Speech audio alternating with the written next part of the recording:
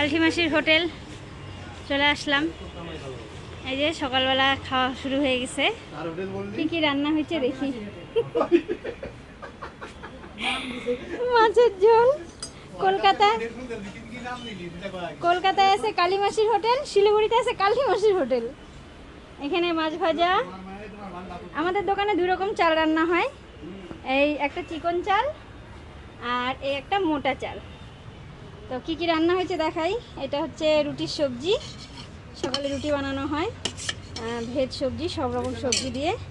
এটা হচ্ছে আলু ভাজা, আলু সেদ্ধ, এটা ডিমের কারি বানানো হয়েছিল, 4টা ডিম আছে।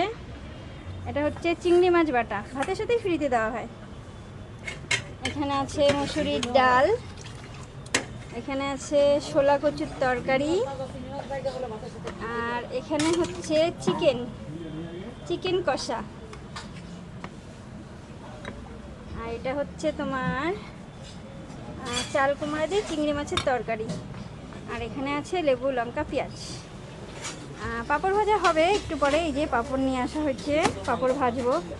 এখনও দোকানদারি শুরু হয় নাই, কেবল এই যে খাচ্ছে প্রথম কাস্টমাররা। হ্যাঁ, এই যে দোকানে ফ্যান আছে, লাইট আছে, সব আছে।